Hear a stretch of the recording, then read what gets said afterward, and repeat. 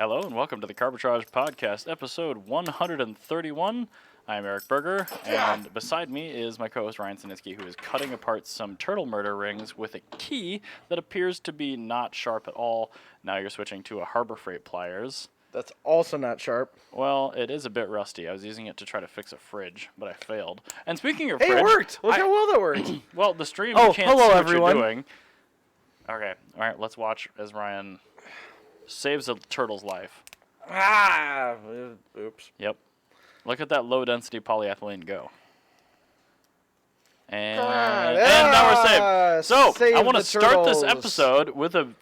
Well, normally it would be beer, but it's a fridge update. My new fridge finally showed up 6 weeks later. I'm having the first beer I've ever had out of this. I'm having a Cool light. Cool It's light. K-U-L, and the U has an umlaut over it. And then So there's a I'm light after it. Last week I was in California. I had a Budweiser with my Uncle Ray. We have a lot of uncles in California, as it turns out. Ralph and Ray. Ray. Okay, I've got fine. two. And Yeah, then, that's and a then lot. I've got a Bumpo the Clown. That's a lot. In my Yeah. opinion, that's a ton. So, I have a lot of clowns. yikes. Yeah. Yikes. Because Bumpo used to be a clown. Great. He still goes by his clown name. That is not something I really needed to know. But anyway, I've got my new refrigerator. It is currently downstairs. That It is will have to better make than its way. Budweiser. It's actually not a bad beer. No, it's Kool-Aid. bad. It is actually bad, but it's a hell of a lot better than Budweiser. It's not that bad. For a light beer, it's whatever. Yeah. And it keeps It's got me a lot. drinking It's more got a lot of slowly, which is flavor good. for a light For beer. a light beer, it does, Yeah. and it's also like a nickel for a case, so that's good. Pretty nice.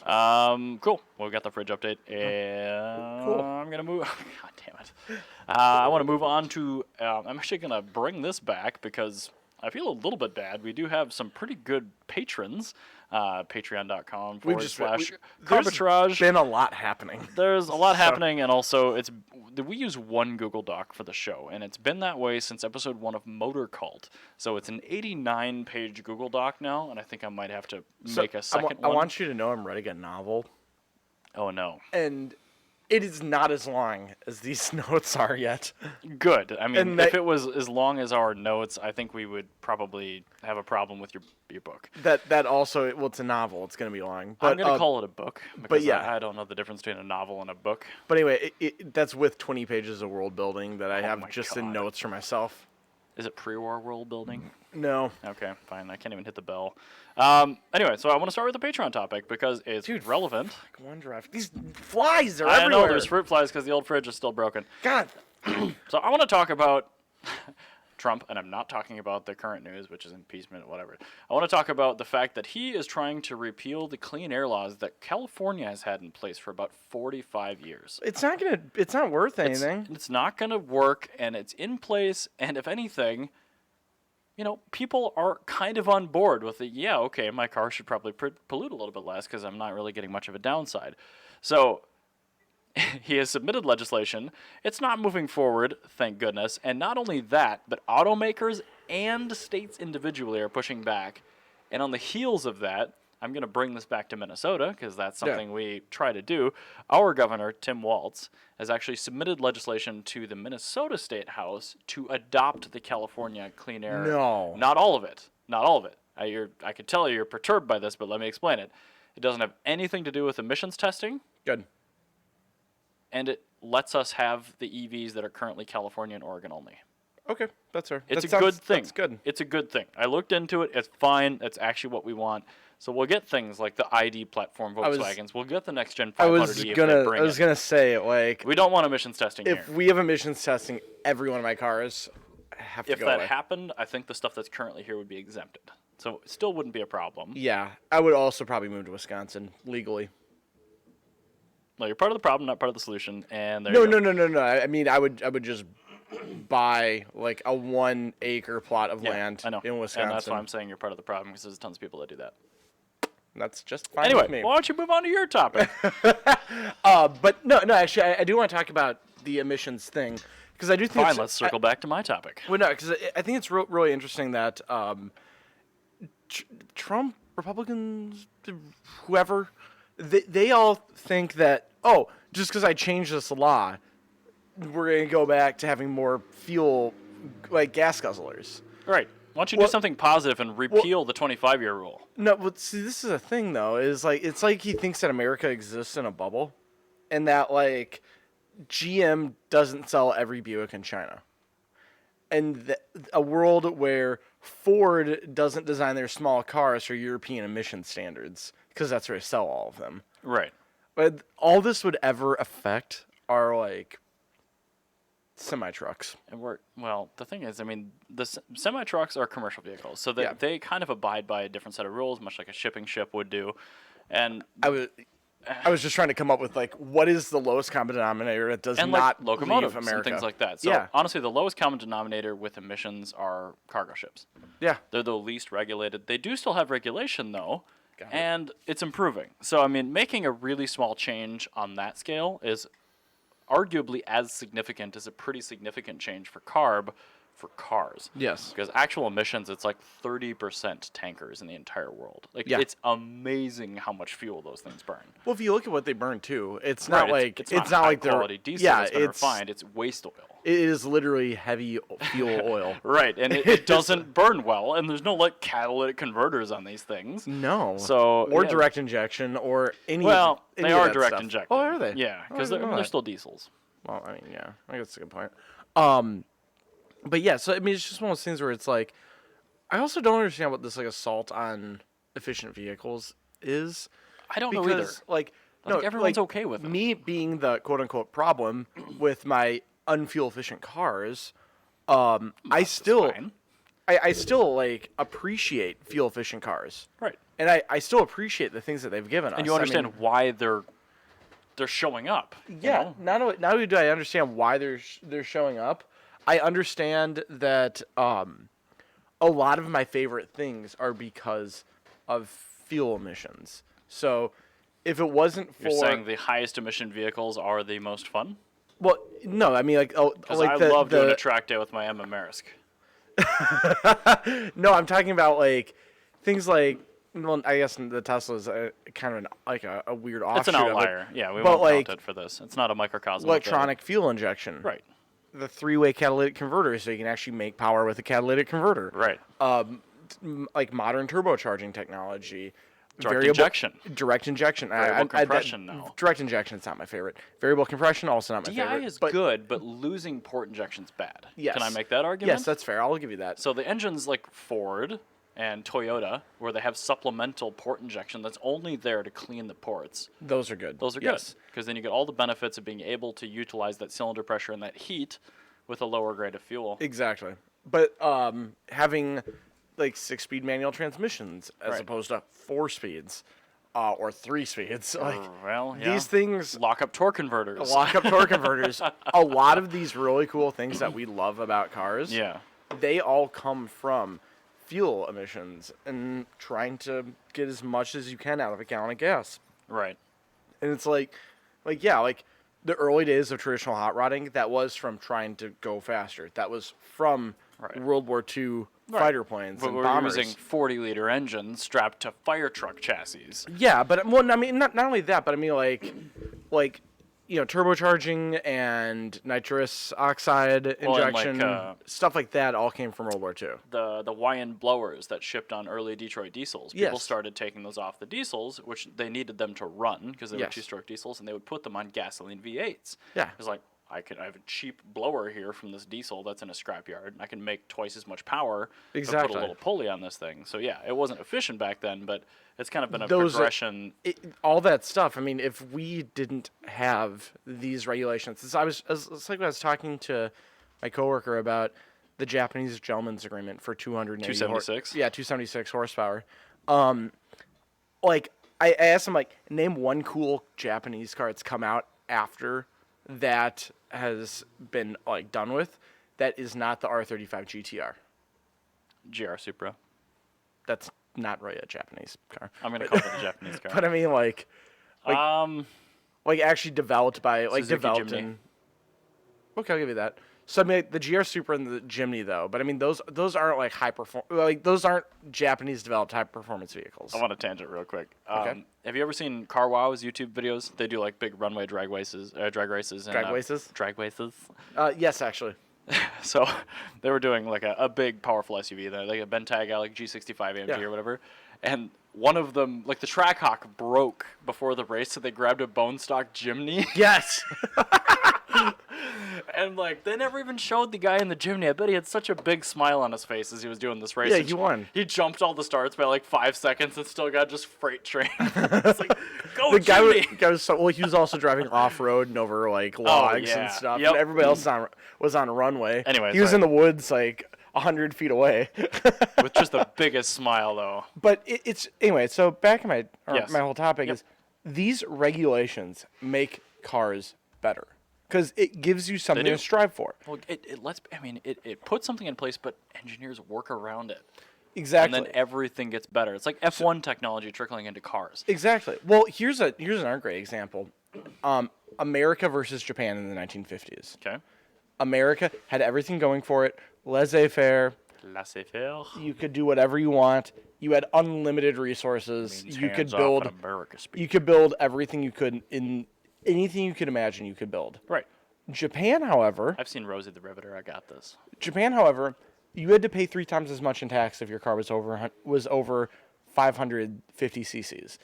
360 cc's. Oh, if you Super had 360, my man. Yeah, so if you had like any sort of engine at all in your car, you'd have to pay a massive tax penalty. Sure. Also, you had no steel left in the country, and you didn't have any aircraft technology that you could build from because you literally were not allowed to build aircraft, and you didn't have any military technology because you weren't allowed to have a military anymore. And all your factories are bombed, so you don't have any. So This is going really well for me. yeah, this is great for Japan. But the thing is Japan having to work around all of that. It's like a clean slate. They had a clean slate to draw from, yes. And they already had all the technology in the world, so they basically just could mulligan their entire automotive industry, which, to be fair, prior to World War II wasn't that great. You had, like, Datsun, and then you had, like, some, like, factory knockdown kits of wheelies, and that's about it. Yep. But with Japan by the 1970s, 20 years later, you had a juggernaut that destroyed everything else that was this competition because they had nothing that was in their way of just they had to move forward. Right. And taking America and trying to take away emissions testing, that's an attempt to stagnate American technology. Right.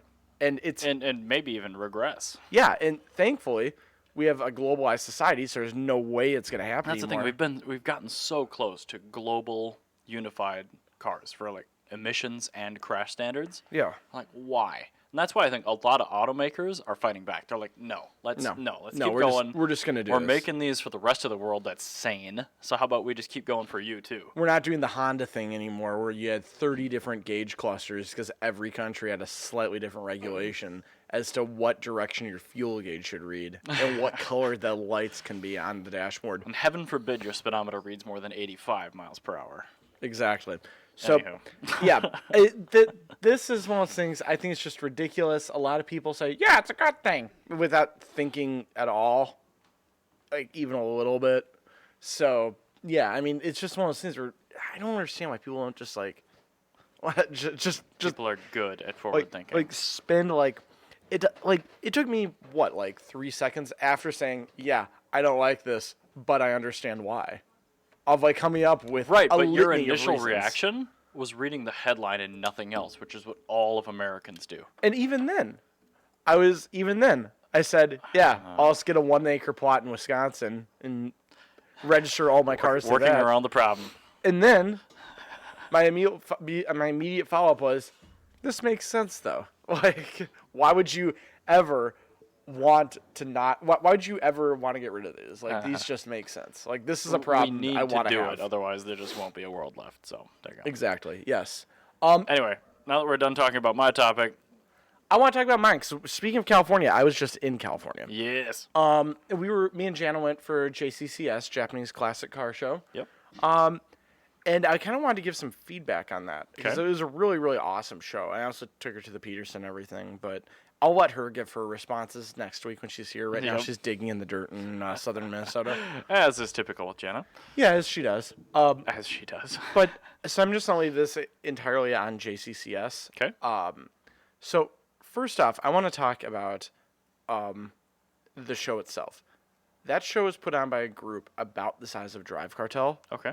and that is a world-class event. They had, I think it was 300, 400 cars in show or something. It was a record for them, but they had so much foot traffic. They had a line for tickets that went a quarter of a mile down the road. And that was with them moving, because... Must be a big venue. No, it's a really small one. I was going to say, because like, they've had 1,000 cars at this venue where we are, and it's been fine. It was probably about the size of, like, right over there. Without the building or with the building? Like, the footprint of the building. Okay. It's not bad. Yeah, 400 cars, like... That's pretty dense. That's dense, but that's manageable.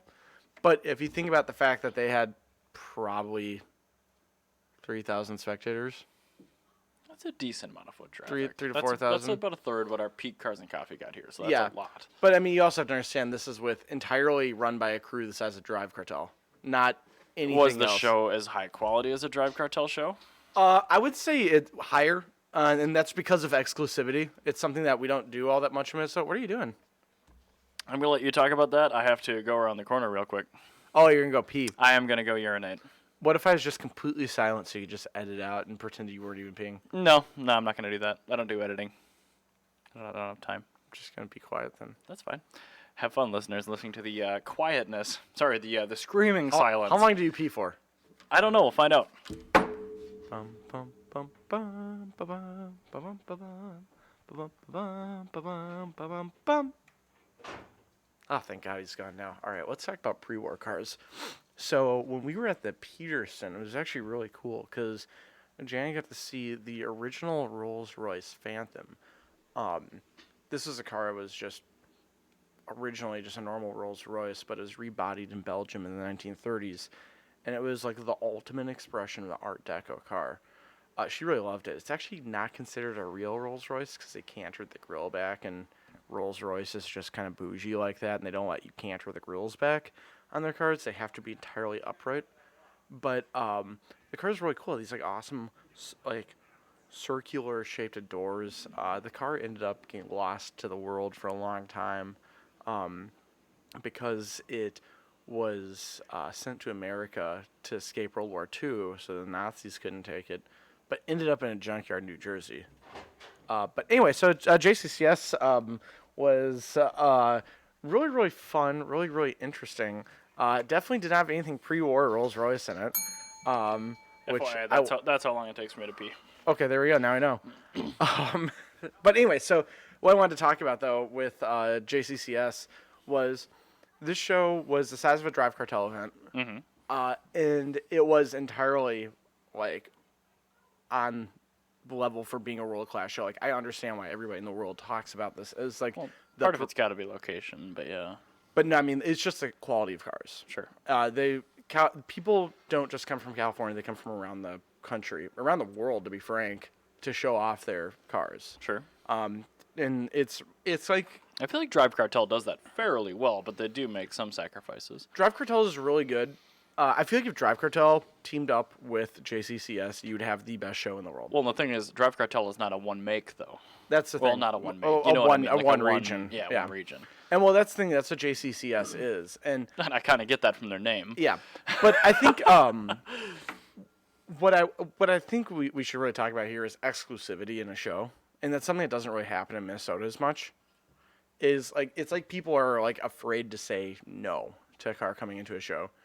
Not me, man.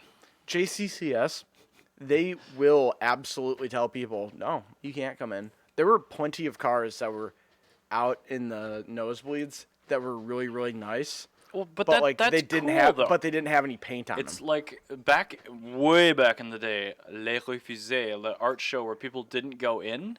The actual refused artwork art show was as popular as the real, like, curated show, too, but they're great for different reasons. Exactly. They should call it Les Refusés. That'd be really cool. It would be amazing. I guarantee it's not a trademark. There were some really, really cool, there's some really cool cars, like, actually I took photos of, because, like, outside of the show, because they were that cool. One was a Datsun 620 pickup truck camper. That sounds pretty good. Was it a Hyman made? pickup? No, it was like a Or Heimer? like It was a Heimer, sorry. like Jeff from Inglewood Ooh. made. Not like an Eagle Hammerhead eye thrust? No, like Jeff? it's definitely just it's on airbags and it's got a camper on the back. I really like the late 60s Yeah, JDM pickup front ends. Yeah, oh, they're great. Where they just take a normal car front end. Yeah, Yeah, so, it's like the best of the America 1960s front ends grafted to a useful vehicle that gets good fuel economy. if you're not familiar, if you're listening on the Old radio, school, basically yeah. the radio, which which is the majority of our The listeners. 620, the early 620s were like a Datsun 411 or a 510 front end, like your early 510 front end. Yeah. Not the 720, not the one the Hot Wheels is made of, where it's very, very late 60s. This one's like a mid 60s look front end. But that's also going to lead me to my next point. People say California is the greatest place in the world for cars. I'm just going to tell you. Car shows, maybe. Yeah, shows maybe. But I'm going to tell you right now that the same quality of vehicles I see in Minnesota regularly, Yeah. I see in California. And California is really, really, really good at censoring out their crappy builds. The ones that we have to look at. Yeah. I think it's just the sheer number of vehicles they have to choose from is higher.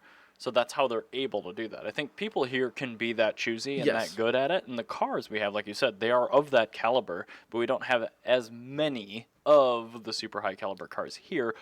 Or Yes. we're bad at getting those people to notice the show. I think 'Cause it's there's the so latter. much stuff I think it's the latter. It's that marketing is the sitting show. in garages here that people have no interest in taking to shows. And well, that's the thing. That's why I was gonna get to is I really don't think that we do a good job of marketing our shows. Well, to then allow ourselves. me to set you up for a segue to talk about that. Wait here, one second, because I made an Instagram post saying Okay, I will, Scott. this AE86 was one of the best car AE86s I've ever seen in my life. It's the one I saw at Hot Import Nights. And let me just bring up the picture for you, Eric. That one. It's very clean. Has the later front end on it. It's the arrow headlight. We talked about that. Yeah, we did. Because we both agree that the arrow headlight's better on the A86, but you do not agree that it's better on the Mustang Fox body. Yeah, I think it's objectively worse. Now, this horsepower HRSPWR_industries said Minnesota is 15 years too late. California has been having the best AE6 builds ever since the early 2000s. False. Because I will guarantee you, every single AE86 I saw at JCCS this year, which is like peak AE86ness, like there were a lot of really good AE86s there. And AE86s were a car we got here. Yes, that's an American. There will be good ones everywhere in the country. But I this promise is the thing. Is this guy saying, "Oh, well, California is like always gonna have the best"? No, false. Because every single one that was at California, even the ones that are imported from Japan, were worse than this one. I didn't see a single one that was on par with this black Levin that is in Minnesota. That is a nice looking car, I will say. I will say that is your E30 M3 of A86s. It is the best one ever made. There's not going to be... My car is really not that nice. It's the one it's got everything right. It's done tastefully. It's done right. It doesn't have a bunch of stupid shit on it. Did that one at least have like a silver top? This one? No, Yeah. it was a small port 16 valve, which is the one you want. Okay. Well, The fine. small port 16 valve is the one where it's got power band that's more than 500 RPM. So Fair as one other, my final item is I met one of the people that really got me into like excited about the car world when I was in high school. His name's Big Mike. He built he didn't just build a Prelude, but Dirty Mike and the boys. no, as he says on his podcast, he didn't just build a Prelude, but he's famous for a Prelude that he built.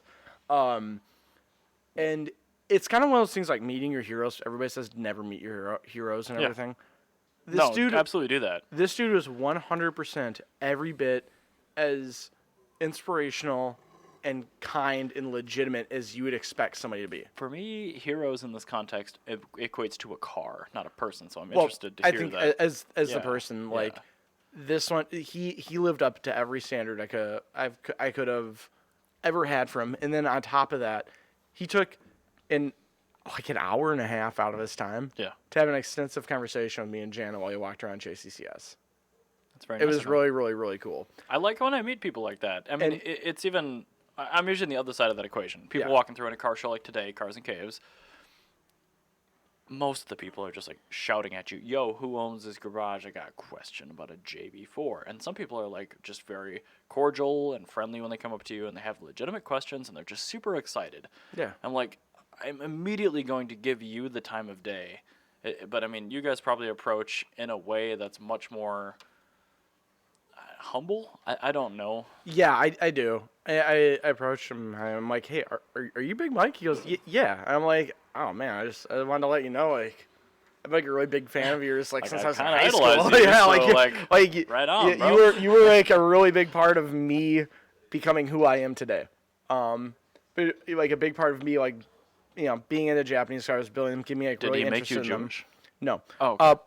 But I do want to shout out his podcast. It's called the Think Bigger Project and the Think Bigger Project podcast. And his whole thing is where he's really motivational with like everything he does. He's super duper motivational. And the Think Bigger Project is about taking that mindset that you have to building a really good car and expanding that beyond that. So you're really good at that, where your cars are built so you know, so you can make money on them, so you can get something out of them. A lot of people, they just build a car, and that's just the end of it. Like, that's their end game, is to build a cool car. Right. But what Big Mike did is he built his Prelude, but he's like, I didn't build it just to be a cool Prelude. It happened to be a cool Prelude. Right. Like, I made what I want, and people like it. Yes. It's like Blubski. Exactly. That car makes no sense, but people adore the damn thing. Yeah, it's exactly like that, where I built exactly what I wanted to because I had a vision in my head, and I It's wanted weird that people have congruent views of what's cool. Yeah, and his big thing is he's like, I built this to achieve a goal. I wanted to see how, like, if I built a car as everything I wanted, how I could get to that, and he did that. Mm-hmm. And what's more important about that is the message behind it, of you have to do stuff for yourself. People aren't going to just do stuff for you. You actually have to build this Right. to And be if you're building it to be thing. popular, you're inevitably going to fall on so many deaf ears. And well, that's the thing. He goes. He actually we were walking around so before he even did his podcast episode, like weeks before, because he just did this episode like yesterday. Sure. About his whole "I did not build a Prelude" episode. I think it's episode 7 or something. Sorry, that spring was in a weird spot. I had to move it. The OCD is going mad, man. But what he said to me and Jan was, he goes, all right, let's say you build a car. You build the hottest Honda you possibly can. You take my Prelude, the Phase 2 Civic, and you take like an Airwalker body kit, put all of it together, you make just the coolest Honda in the world. And it's what you think everybody's going to love. You take it out to a car show, and everybody walks past it. Well, now you don't like the Right, car. 'cause The you other find it people, cool. The other people don't like the car. You've now immediately failed at everything you were trying to do because not even you like your car. And how's everybody else supposed to like it if you don't like You've it? built a Lamborghini Huracan. Yeah, like Great. Good job. cool. Like you did the thing that because you wanted the swag, but You built something you could have bought. yeah, exactly. And so that's kind of what he was talking about is like build stuff that you like so you're happy with And it. it's like, okay, a future project for me, but I'm going to circle it back real quick, is like when I inevitably put a flathead Ford V8 into an E36 M3, that car is going to get attention, and there's going to be a lot of people that hate it. You're building because that's what you want. That's what I want. People are like, why? I'm like, because it's different. It's cool. It's Why is it cool. cool? Because I like it. Why do you like it? Because fuck you, I don't have time for this shit. I'm like, do you know what's not cool? An LS in an E36. It just doesn't matter. It's not cool.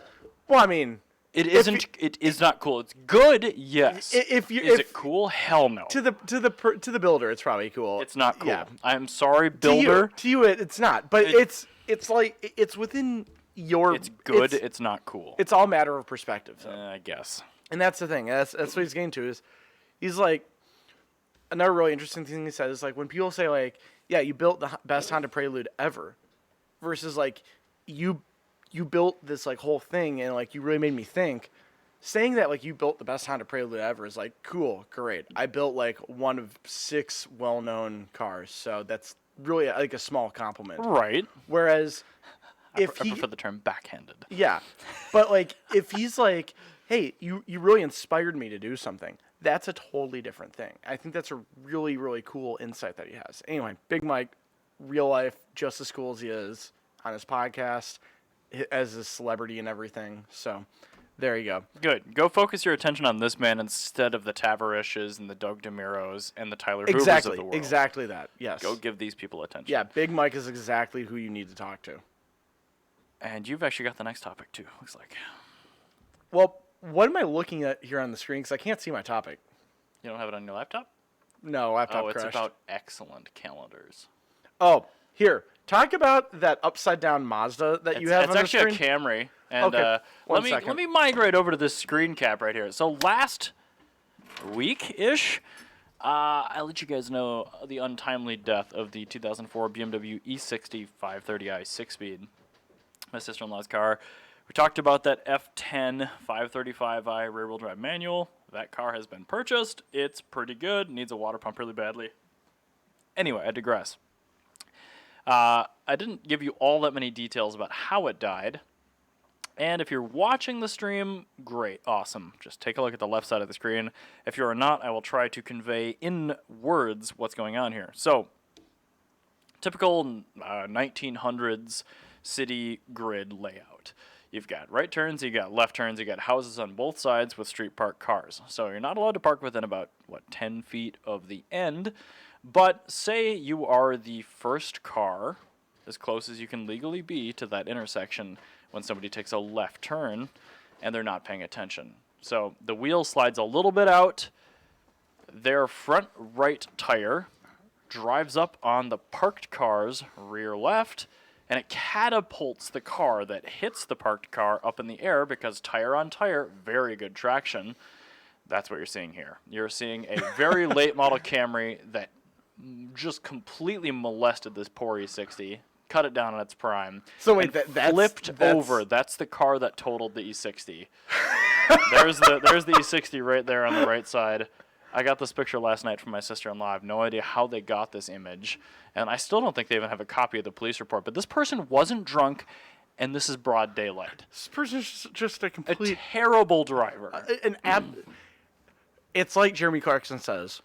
Driving is like soccer. If you have no interest in soccer, you're no good at it, which means you should have your driving license taken away. Yes, exactly. Case in point. So there's the poor E60 on the right side. I still haven't heard about the buyback. Still tons of unknowns. The F10's great, and screw this person. I want to hit their knees with a lead pipe.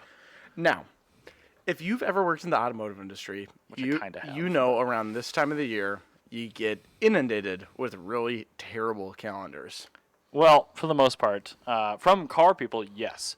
In general, not necessarily, because Pusheen calendars come out too. No, but I mean, like, you get the free ones that are given to you by your parts guys and stuff. And we actually have a good one that we got from Volkswagen. It's a bunch of vintage Volkswagen ads. It's really cool. And I actually have a Liqui Moly one in my room. However, I was always wondering where these came from. O'Reilly's is a master of doing the worst possible calendars.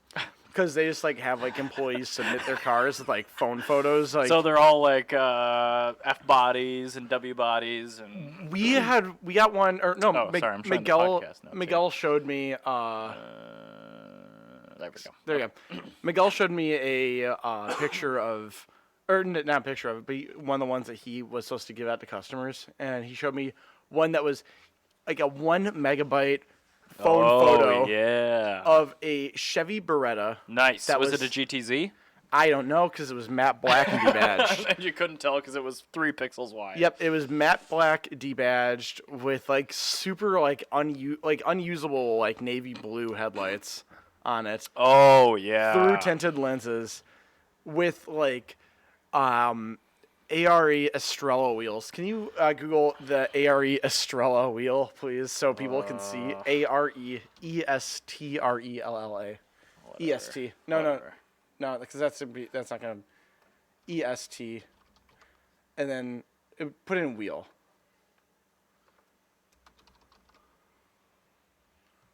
It would be That one right there at the top left. Oh, so the discount tire special of 10 years ago. Yes. Okay. The ARE Estrella. Anyway, it was one of those. It's worth noting that both of our brains are just like repositories for useless car information. Absolutely worthless. Nobody's ever going to have to know that. No. So there you go. If you've seen a 1997 Corolla where they've gone to wheels up from their Steelies with wheel covers, it's on ARE Estrellas. If there's ever like a baby boomer, a Grace generation God. person who had alloy wheels, but they corroded and they had to get the cheapest possible wheel to replace their alloy wheels and didn't want to get Steelies, it's usually ARE Estrella. And they bought one of them. Anyway, I was always wondering, where the hell do these terrible calendars come from? And now I know. Where do they come from, Ryan? We received one from a wholesaler that makes these. So we can see here, at first I was peaked, because I'm like, all right. Pre-war. Awesome. Pre-war Bugatti. This is great. Like, I'm going to be about this. This is going to be really fun. This is clearly a calendar. Guess the year's calendars made, because I think you can figure out just from the kind of car 2020. So we have a C1 Corvette 58 or so. It's not a fuelie or anything. It's a dual headlight. Yep, it's not a dually, or it's not a fuelie. Fuelie. Yeah. There's a Dodge Winchester. This one's actually kind of cool. Which is 36. That's pre-war. Then we have let's see here. I do highly recommend you go to YouTube and watch the video stream of this one. It's a Studebaker. Studebaker Thunderbird Powerhawk, What which 56. Okay. Then we have a Pontiac GTO, which is like That's like a Malaise era one. That was that's a 71. Yeah, Malaise. Then we all right, cool. Chrysler Imperial sedan, complete with rusted quarter pound or rusted fender. That's a real car. Yeah, exactly. Normalize real bodies. This one, a 64 Mustang, again, rusty. 65 Mustang. 64 a 66 Jaguar Mark 10. The only time I've ever seen one of these other than in this calendar is in Top Gear when they broke it. The headlights being on is photoshopped. The Lucas electrical relays would never allow that to happen. Yeah, one might turn on, barely. This one's cool. Triumph 2000 Roadster, 1949, so you can't hit that bell. Shoot. But, I mean, it's cool. It's got a rumble seat. Bell itchy. Yeah. And then, let's see here. We've got an Oldsmobile Super 88 Coupe, which is, why would anybody want that when the Holiday Coupe exists? 70 Camaro Z28. 29 Pierce Aero Series 133 Roadster. There you go. Slap that bell, boy. And also the largest production engine ever made on a vehicle. And the first car with molded headlights into the fenders. Great. Everything after that. I'm not interested unless it's Duncan Pittoway's 28-liter Fiat. And then Lamborghini 350 GT. That's pretty cool. Yep. And then, the last one is the 1937 Bugatti Type 57S Atlantique Coupe. Now, this one's also a clone. This is not the real one. Yeah.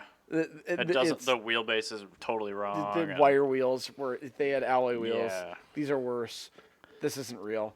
Anyway, that's disappointing, and people should be ashamed of themselves. You can obviously tell from the quality of those photos, the style of those photos, that was put together probably in like the early 2000s or late 90s. Maybe. And the car choice. The cameras definitely were, and the cars definitely were. The cameras. Those are all boomer garage charms. Exactly. Yeah. But anyway, we got that because they're like, hey, you should give these to your customers. No! Oh, cool. I don't want them to have the wrong idea. No. I can easily just take 12 pictures of customer cars in our parking lot, slap them onto a piece of paper, and staple them together. # ask me about cheap Phaetons. Yeah, exactly. But, so now O'Reilly's is a master of that, and we're into that part of the year. And if I get some real good ones, I might at least... I was honestly expecting worse with O'Reilly in the title. Oh, don't worry. Miguel hasn't given me this year's O'Reilly. I'm sure that there's going to be like a Cadillac Alante, like hot rod, that will be in it or something. Just something terrible. What they should have done is they should have done the Mosler Twin Star, and they should have done it with an Alante instead of the Eldorado. That would actually been kind of. That actually would have been kind of cool. Yes. Yeah. I want to talk about French stuff. If you're done with that story. Merci Twingo. So the 2CV. We all know and love this vehicle, especially for its initial design constraints of having to drive over a rough field at 30 miles an hour. Without breaking eggs. And you can wear a hat in it. And you can wear a hat because it's very tall. And also Michael's is great. What some maniacs on the internet have done, though, Rejalopnik, is they have taken a 2CV, they have cut 2 feet out of the middle of it, and they've turned it into a sort of Messerschmitt with a motorcycle engine and a single wheel in the back. I see this. And I'm not sure how I feel about this, other than the fact that it's still super duper adorable, and narrowing a 2CV somehow makes it even cuter than a regular 2CV. It does look actually even cuter. But it's got the Messerschmitt, one in front of the other seat arrangement, kind of like a Twizy. And they've kept all the charm of the interior. Like, it still has, like, the cardboard side panels. It still has the really nasty vinyl upholstery. I kind of like it. And, of course, the first comment is a Messerschmitt photo. It does look like a Messerschmitt. It's a less endearing Messerschmitt. It is, but it's also French. Yeah, Just kind of neat. Vichy French. I tried to click on the video, and then we got an ad. Oh, Okay, we're not another ad. We got 2 ads. So let's go ahead and close out of this, because you're not getting ad revenue from us. Screw you. Now we're back. Okay. No. Anyway, I've that's how it lost works. interest at this It's a point. bike engine, so you don't get the cool, weird dash in-out manual shifter. But I mean, it's a 2CV. You gotta love a 2CV. I do. And But now that's it's a the thing. rear-wheel drive 2CV. They've lost a lot of the charm for me, at least. They have. Because it's the 2CV takes a package, and when you muck with the 2CV, it makes it less great. It does. I mean, the thing was so pure to begin with. By the way, Le Peterson has a 2CV Sahara. Did you steal it? We were in I the love that vault. Jenna messaged me. It's like, the tour guide is so enthused that I love 2CVs and French cars. I'm like, yes. Yeah, it was really, really cute. You guys probably got along very, very yeah, great. the at tour Peterson, guide was so great. That's a great museum. Now, speaking of maniacs, Yes. I have pre-war news. I'm sorry, but Hot Rod Drag Week happened a few weeks ago. It did. And there's a gentleman named James Ebby who we talked about. It's a good name. Yeah, we talked about him last year because he had a 1919 Franklin Series 9B Touring that he drove from Florida to Monterey Car Week via New York and then drove back. This guy's more badass than Pittoway. Yeah, then drove back via San Diego. Holy Nikes. Yeah, so now he's taking it to Hot Rod Drag Week. So how did it do? Is it actually fast, or is it a stock 1990 Franklin? The stock as hell. So what parts did he have to replace while doing this 6,000? Nothing? Nothing. How many oil changes? It's a complete loss oiling system, so every 100 miles. Gifted. It's a total loss oil. Total loss. Yep. Awesome. But here, you can see it doing, that's full throttle down the track. That's okay. Yeah, we're currently watching this 1990 Franklin Series 9B Touring go down a quarter-mile drag strip. He has plenty of time to hang his left hand out of the vehicle and wave at people. So if you look at that Malibu, Did throttled it down to 21-second quarter mile. Yes. And this did a 20. 28.79. That's about what Blubsky did when it was stock. It's not bad. It's not that bad. No. Under 30 seconds in the quarter. That's not Not bad that at all. bad. Okay. But so this is what I love about this car is when he finished Hot Rod Drag Week, since he didn't have any breakdowns, he technically finished above halfway through the grid. Oh, the cylinder head is a total loss, but the crank is not. Sorry about that. Yeah. So, but I mean, still you have 200 to- cubic inch straight 6. But yeah, he had no he had no breakdowns. Yeah, 45-mile-an-hour top speed. Didn't it do more than 45 in the quarter? I think it did 43.78. Oh, okay. But it was there pretty much. Wow. I like the constant LED hazard lights that just don't shut off.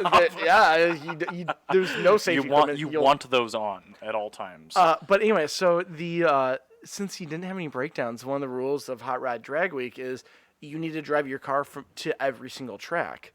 And there's like 5 tracks over the course of a week, and it's all these like 6-second muscle cars.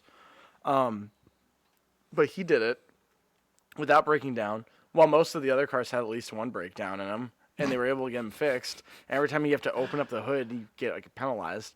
Oh, well, he doesn't have to. Well, can you add oil without opening the hood? Well, every time you open up the hood and like actually have to replace a part. Oh, okay, all right, fine. Yeah, every time you have to So replace he's a doing part. fine then. Yeah, but yeah, so he finished over halfway through the grid because so many cars break down during that and just can't make it. So last year, like Muddy Car Mods brought out their Barra swapped Toyota Cresta. That is a really cool car. Yeah, and they drove it. They did the sealed hood challenge on it, where they actually tape your hood shut, and if it comes unsealed, than your. It's a Barra. It's fine. Well, they chose to do it at Mighty Car Mods. They're like, well, we can't find parts anyway, so. Yeah, that's a good point. I think if it wasn't for oiling, James Eby would have probably done that too if he didn't have to oil it constantly. Yeah, I don't think that should count. There should be like an appeals committee or something like that. But that's cool. Yeah, that's very, very, very cool. I don't like the car, but I appreciate the man's balls. I absolutely love that somebody with a pre-war car had the balls to just take. I want more people with pre-war cars to do that. Like we now have 5-second daily driven vehicles. Yeah. So why not? Yeah, so take your piece of crap on here. Fine. Yeah, nobody cares anymore. Like the world is open. Like yep.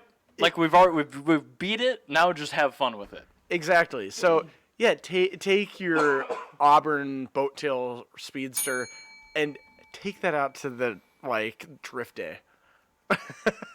I'm gonna take my flathead twin turbo E36 on drag wake. Screw it. Yeah, exactly. That'd be so much fun. I could not do the sealed hood challenge with that car. No, absolutely not. But you can still take it. And I think if you are currently the owner, can you imagine how wet that V8's gonna sound going down a drag strip? Oh, it just sounds so gross. It's just sound like there's no gas that's actually being burned. But it'll have mega squirt. If you were the owner of a Packard Twin 6, that sounds old enough for the bell. Yes, it is. You immediately have to take that out to an HPDE event. Seriously, you want to be relevant, old person? Yes. Take your old boomer, greatest generation car out to the drag strip. Greatest generation? Edwardian? Fine. If you have a brass car, if you have a car that predates chrome plating, I'm done talking about old shitty cars. You got to take that out to a bracket drag. Fine, yes, do that. I'm going to use this crummy ass segue. Okay, so we're talking about these 5-second drag weight cars. I want to talk about regular lease special cars doing drag times. So Modern Automotive Performance, it's a very well-known tuning shop in the Twin Cities here. They have a couple of shop cars. Notes are all over our stream. It's fine. It doesn't matter. They're going to, fine. YouTube people, congratulations on knowing about the topics for today. And Wednesday. No, actually, it's going to be next weekend because I'm out of town, so we're going to drop them on Saturdays. Yeah, there's a lot of bugs in here. Yeah, and that's a plasma screen, so I'm not touching it anymore. It's an LCD. I got it on Marketplace. You're fine. Perfect. They have 2 shop cars right now that they own. One of them's a Giro Supra. We're not talking about that today. The other one is a new Honda Civic Si manual. So they have been stressing this little 1.5 turbo to see exactly what they can get out of it. And I'm good friends with the tuner there. We've had the tuner on the show before. We have. Brian May, who's somebody that I'm not allowed to talk to. Very special, and you're not allowed to talk to because you guys just talk forever. But we're all together on Thursday. They have scattered one engine already, but it was due to over revs from flat-foot shifting while doing drag time. So they put another stock engine in it with a GT35R billet wheel turbo, and they had to throw nitrous at it to finally scatter it. It was 487 wheel torque on a stock unopened 1.5 junkyard turbo engine. That was also out of a crash, so... It was, and it's been over-revved numerous times, flat-foot shifting it, and it has M6 metric rod bolts, which, to put it in perspective... M6? M6. The entire bolt force holding the rotating assembly of this engine together is akin to what you would find on a typical daily driver door being held on a car. Yeah. Those are M6 bolts. And that's Go open the door to your car, very, very likely. The bolt holding the door to the hinge is an M6. Yeah, that's insane. And this has 487 torque at the tire running through 8 of those. Is that Uggaduggas or pound-feet? Or foot-pounds? That's Uggaduggas. Uggaduggas? All right. Yep. It's 0.5 Uggaduggas. So I just want you to know, so there's some talk that Andrew Chase either has or is in contention for the highest horsepower ever put out of a GSR, unopened head bolt. Yeah, B18C1. That's a good engine. Yeah. And he puts out 400 horsepower. And that's, I've got that's the most that you could get out of a B18. On a full stock with the head gasket and all that. That's pretty good. I mean, I've seen I've seen a lot of power out of B18C1s, but it's been, with But some work done to them. We're talking the original head gasket, or not, Right. the original valve cover gasket from like 1998 when the car was put together. Sure. Like unopened. He literally slapped a turbo on it, put on huge fuel injectors, and ran the 85 into it, Nice. and just called it a day. And that's like where this car is at. And yeah, he's putting out 400, so that gives you an idea of how much power you're making. Honda just makes the best piston engines. They really do. They really do. That's it. There's no debate. I mean, you can love your LS all you want because they make tons of power, but that's a lot of displacement. And displacement per horsepower potential, you can't touch a BH, K, or L Honda. Yeah. You just can't. You really Even can't. an F, honestly. Yeah. Well, the F series is our highest flowing single override cam engine they ever made. But yeah, and it really is absolutely true, and it's one of those things where I love Toyota, and I used to be like the biggest fan in the world of Honda, but like I will say the Honda J is. engines are great too. They are, but I will say that Honda is objectively probably the best engine builder. Like think of a K24A2. I think it's 2.4 liters. Yeah. Unopened, you can make 600-700 horsepower out of that engine. oh yeah, You totally. look at a 2J. Look at 3 liters, you can make 1,000 easy. yeah. So easily. it's on that platform, but a K is an all aluminum engine that weighs like 200 pounds, And that- and a J is like 750. well, the thing pounds. is, Honda's audacity have every one of their engines be like that. right? Where like Toyota, like they make really really good engines. They do. and they're very reliable. But like a Honda D series, you can get 100 horsepower out of that all motor. Easily, they ship And with that. Well, not a D series, but I mean like Some that's Ds do. that's a single overhead cam, fuel efficient, like subcompact car engine. Like a D16 Z6 will easily make that. Yeah, well I mean stock makes like 120 maybe, Right. which is still pretty awesome for a 1.6 It's single fun. cam. It's very linear. It's good torquey medium. But I mean, like you can like my Y8 Mini Me they have that's a A6 D16 A6 with the Y8 VTEC cylinder head on it. That's 160 horsepower engine all day long and it's capable of 180 even. oh, there's people that Yeah. you're limited You by can- the cylinder head on those, but there's people that make a lot of NA Well, horsepower out of that's these. such as the Y8. So Y8's Right, the VTEC, not. That's yeah. the not. No, it's the not limited one. That's the better flowing one.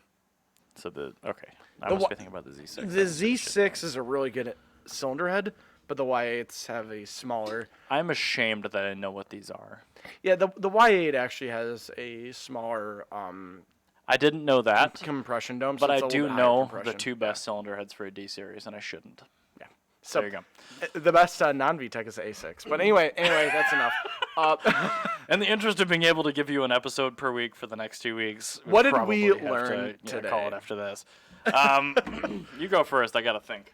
I wasn't paying attention. So the thing that I learned in the last week, because it's still technically, what time is it? 12.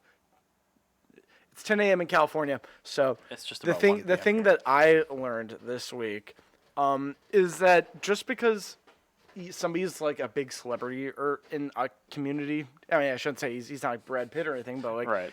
if somebody's well known in the community, sometimes they are just as genuine as they come off as. It's rare, but it exists. Some people are as good as you imagine they will be. Yes. So meeting your heroes is okay. It is okay. Excellent. It's a good filter.